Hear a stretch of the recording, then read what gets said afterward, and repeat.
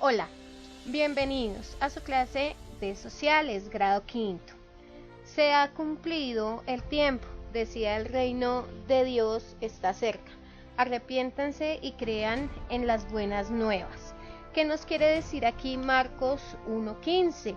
Nos está invitando a que observemos siempre que el reloj de Dios, mientras camina por la vida, o sea, nosotros debemos estar atentos al que todo lo que se hace en el tiempo de Dios, no en el tiempo que nosotros dispongamos. Por eso siempre debemos estar con un corazón limpio y arrepentido.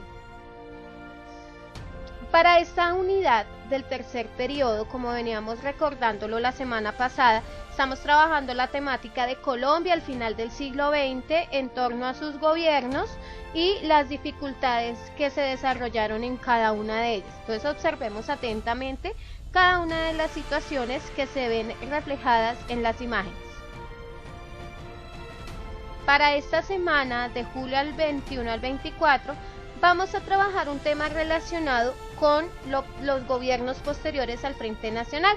Interpretemos la siguiente caricatura.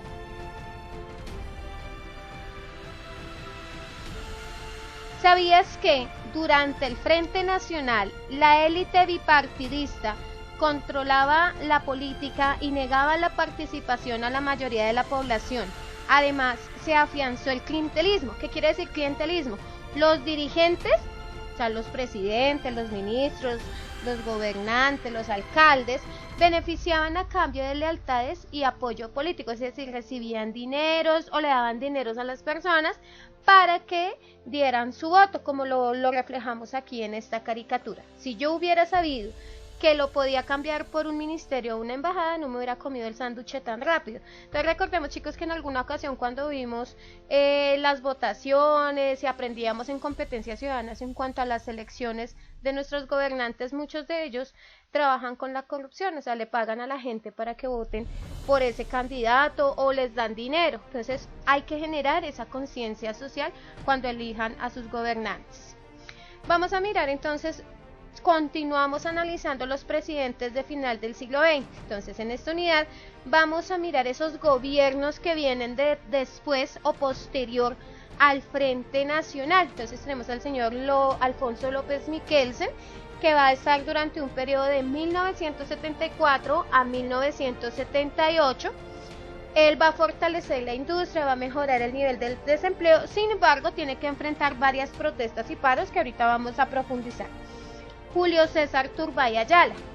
Él va a estar dentro del periodo como presidente de 1978 a 1982. Va a mejorar las vías de comunicación, fortaleció las regiones, va a enfrentar a grupos guerrilleros a través de un estatuto planteado de seguridad y a continuación vamos a analizar las características de este gobierno. Tenemos al presidente Belisario Betancur.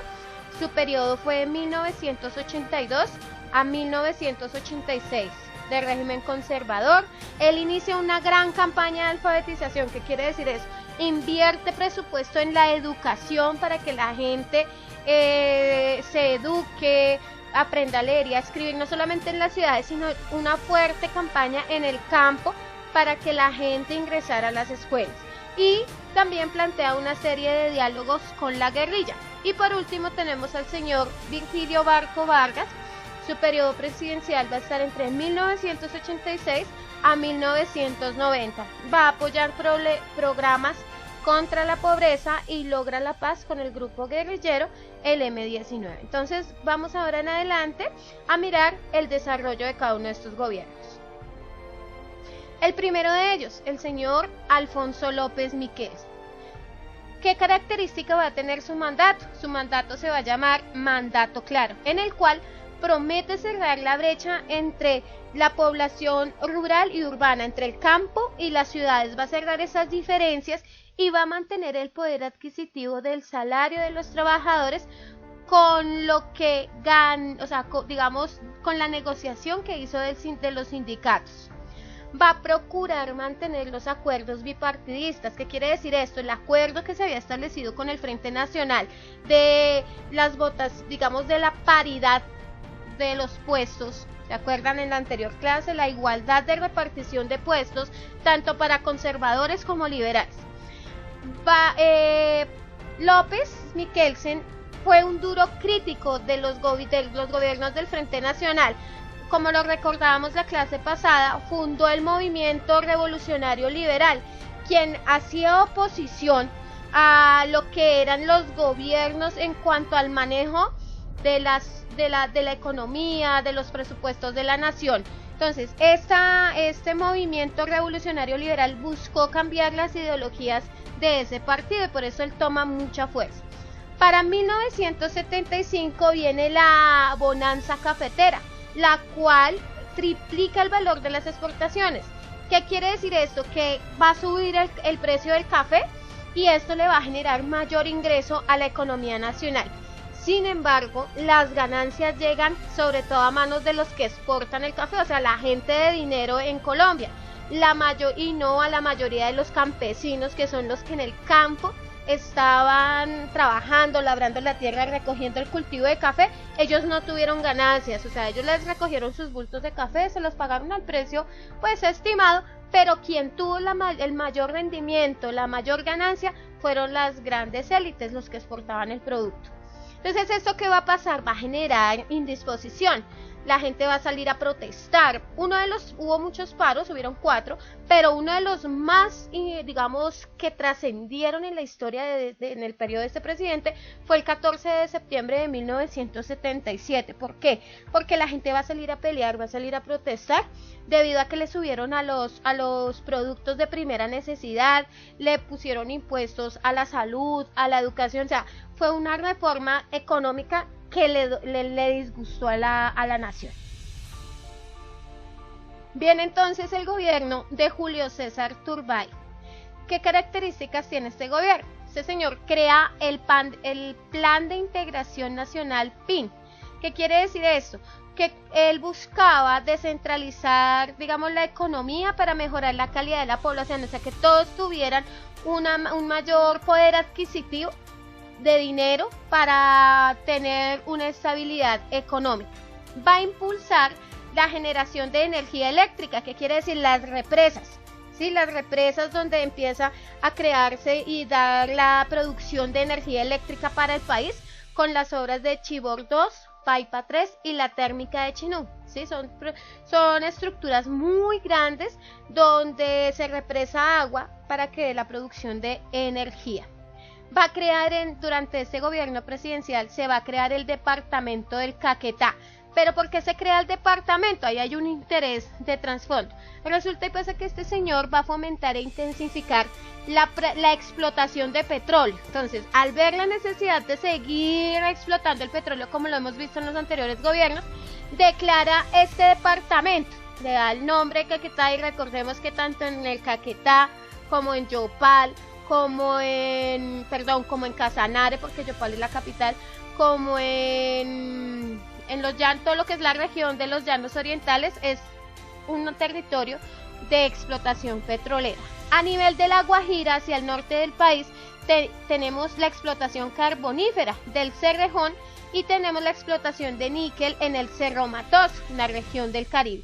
De esta manera va mejorando, como necesitaban la explotación de estos recursos naturales, va a mejorar algunas vías de trayectos, de carreteras interdepartamentales hacia la región del Caribe. Entonces es lo que van a hacer las rutas para Bucaramanga, las rutas para la región antioqueña, las rutas de Boyacá, todo lo que es hacia el norte del país, se van a ver beneficiadas con la construcción de carreteras y el mejoramiento de ellas. Este señor también va a tratar de negociar, va a firmar, a complementar lo que va a ser el proceso de negociación con las guerrillas. Recordemos que en los periodos anteriores, incluso en el de López Michelsen, ya habían cogido fuerza los grupos guerrilleros, quienes involucrados con su pensamiento, digamos, en contra del gobierno, ya se estaban involucrando con la población civil, estaban abusando de su poder, por decirlo así, y generaron temor en muchos territorios. Entonces, ¿qué va a hacer Turbay? Turbay lo que va a hacer en especial con el M-19 va a crear un estatuto de seguridad nacional. ¿Por qué? porque declara la persecución total. O sea, a este señor no le va a gustar ante los ojos del mundo y los defensores de los derechos humanos, porque declara como objetivo de guerra a los grupos guerrilleros. O sea, no se les va a respetar ningún derecho y empieza a atacarlos y a perseguirlos y a asesinarlos. En este periodo la violencia va a coger mucha fuerza, tanto por las acciones de la guerrilla como el fenómeno del narcotráfico. O sea, ya se le sale de control a la presidencia, por más de que se hubiera colocado el Instituto de Seguridad Nacional. Definitivamente empezamos otro periodo de violencia en Colombia. Tenemos ahora el gobierno del señor Belisario Betancur. Su gobierno se va a reconocer por el carácter político de las guerrillas. ¿Qué quiere decir esto? Él va a entrar en mesas de negociación, les va a ofrecer amnistías, va a crear el Plan Nacional de Rehabilitación. ¿Qué quiere decir esto? Que este buscaba mejorar las condiciones de vida en las zonas de la violencia. Aquellos municipios que estaban afectados por la influencia de la guerrilla, entraba a negociar, les ofrecía a los guerrilleros como que se reintegraran otra vez a la sociedad, que les iba a perdonar pues todo lo que habían hecho para que ya no hubiera más violencia en Colombia. Entonces, ¿qué va a pasar? Que el intento de paz se va a ver debilitado porque la guerrilla no va a aceptar el acuerdo. Entonces, ¿qué va a suceder? Va a surgir ahora otro grupo alterno de violencia, que va a ser los grupos paramilitares, quienes le van a hacer la oposición también al Ejército Nacional. Los grupos paramilitares surgen en cuanto a que muchos personas, dueños de fincas que tenían mucho dinero, pues se dan cuenta que los guerrilleros se les meten a sus fincas y les roban las cosas, sus ganados, sus cosechas. Entonces ellos, al ver que la policía y que las fuerzas militares no les están creando como esa seguridad, entonces deciden pagar a funcionarios retirados de las fuerzas militares para que capaciten a grupos de vigilancia. Con esto así nacen las autodefensas, o lo que llamamos paramilitares. Entonces imagínense, ya no solo es la guerrilla, no solo es la violencia común, sino ahora se le suman los paramilitares. ¿Qué va a suceder en el tiempo de Belisario Betancur? Desafortunadamente venimos con la influencia del narcotráfico, y el 6 de noviembre de 1985 el M-19 se toma el Palacio de Justicia. Es el grupo guerrillero en el centro de Bogotá. Van a pretender, ¿por qué? Porque se pretende hacer un juicio para la extradición a narcotraficantes. Ahí habían unos documentos que involucraban y se tenían que enviar a Estados Unidos porque había una negociación. Entonces Estados Unidos le dice a Belisario, señor presidente, entonces le vamos a colaborar contra la lucha del narcotráfico, pero usted primero nos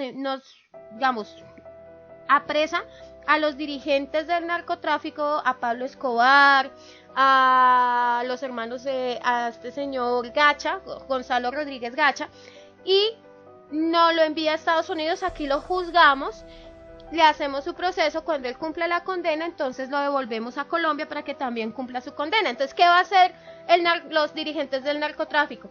Le van a pagar algunos dineros al grupo del M-19 para que se tomara el Palacio de Justicia. Desafortunadamente el plan se desborda, pierden fuerza, se toman el palacio. En el momento que se toman el palacio, esto se les sale de las manos, hay enfrentamientos dentro del palacio, mueren personas, ¿sí? Van a fallecer bastantes personas en cuanto a este proceso. Entonces fue un acontecimiento en el país bastante crítico, que va a generar más de 110 muertos, no solamente entre magistrados, o sea, funcionarios o jueces, empleados del Palacio de Nariño, guerrilleros, policías y soldados, y existieron más de 11 personas desaparecidas que a la fecha de hoy no ha habido respuesta, ¿sí? En una investigación en un libro que se llama La toma del Palacio por Germán Castro Caicedo, cuenta que los mismos del Ejército Nacional torturaron gente, o sea, para sacar la información. En el batallón que queda sobre la 100 en el norte, en la 100 con séptima, torturaron personas y las desaparecieron. Entonces fue un hecho que se le criticó mucho a Belisario Betancur. Cuando se da esa situación, se toma el poder los militares, comprobado que no tuvo la valentía este presidente de defender digamos, a sus ciudadanos frente a la toma del palacio, sino que dejó que el ejército y la policía actuara de la manera que lo hizo. Y vamos ahorita a continuación a socializar. Otra característica, al finalizar su gobierno, el 30 de abril de 1984, asesinan al ministro de Justicia Rodrigo Lara Bonilla, quien, como les mencioné anteriormente, pues él buscaba aprobar una ley de extradición de narcotraficantes. Entonces eso va muy correlacionado con lo que fue la toma del Palacio de Justicia.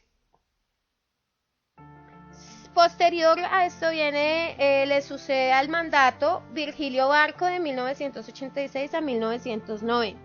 Virgilio Barco en su lema dice que negocia, fue una negociación contra la guerra y contra la pobreza, que era lo que buscaba Virgilio Barco en esa época.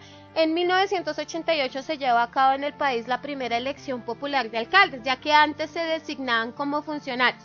Con Virgilio Barco se hace una reforma a la Constitución y se designa de que todos los alcaldes, desde la capital como Bogotá y en el resto del país, se eligen a través del voto. Busca ayuda mundial, porque realmente la lucha contra el narcotráfico del país se podría decir que nos quedó grande. Entonces mataban a jueces, abogados, policías, vino la época de los carros bomba, entonces los colocaba el narcotráfico atacando a todas estas personalidades, incluyendo civiles. Entonces fue una época de la violencia, la época del narcotráfico fue la época más, digamos, horrorosa que pudo haber existido en nuestro país debido a la violencia en la que se sometió el pueblo colombiano. Durante la administración de Barco se destacan los altos índices de violencia. Asesinaron a miembros del Partido de la Unión Patriótica, que era un grupo que eran de reinsertados guerrilleros, los cuales se habían sometido a los acuerdos de paz anteriores, y empiezan a asesinar a sus líderes, los del narcotráfico. En 1990 se va a dar la desmovilización, entregan sus armas el M-19.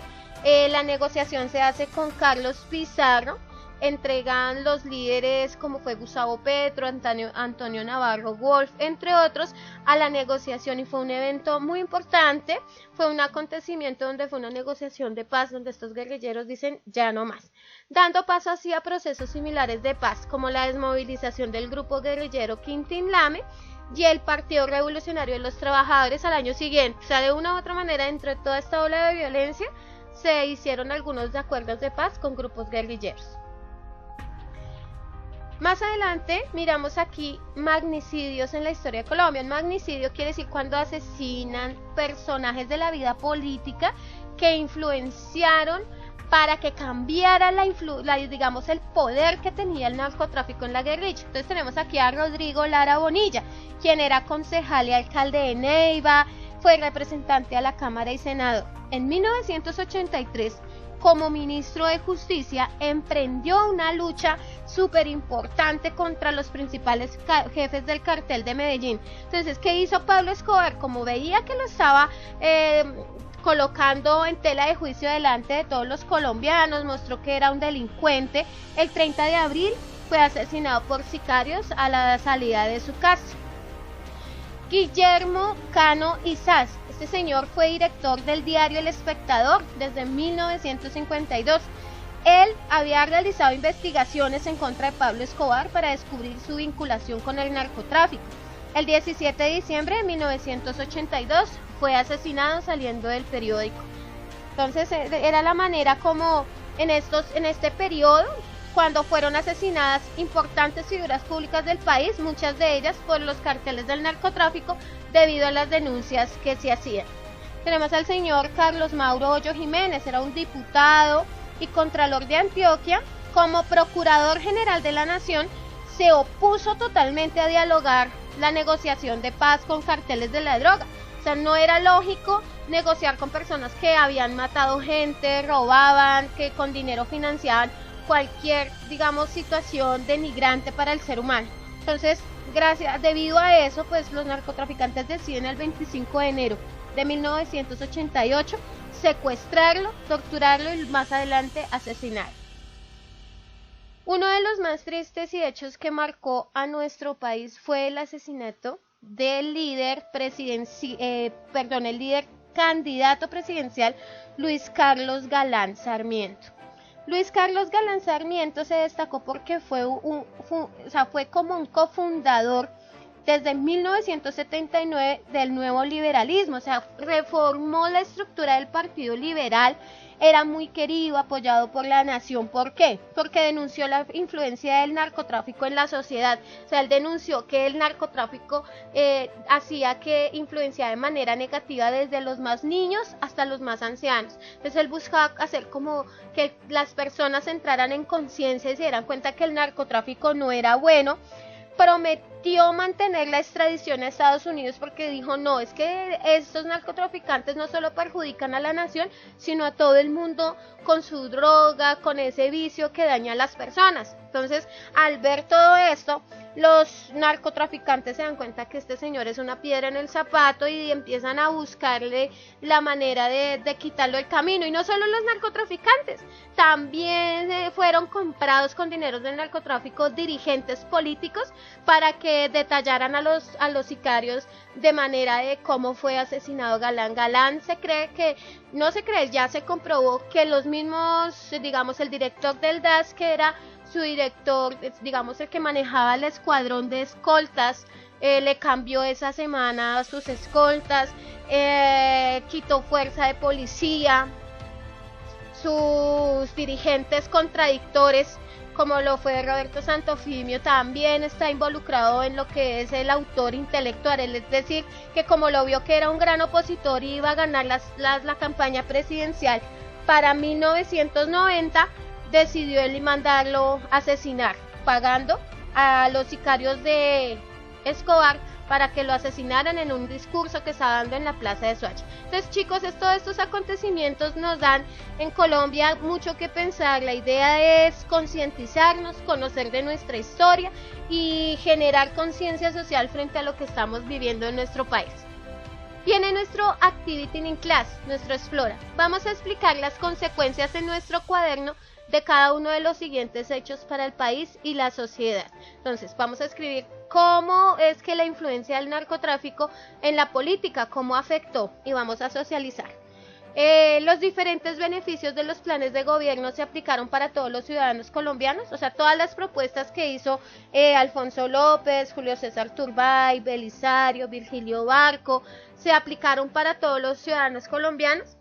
Y la otra, sin la ayuda internacional no es posible combatir eficazmente el problema del narcotráfico. Entonces explica qué pasaría si no tuviéramos la ayuda internacional. Homework.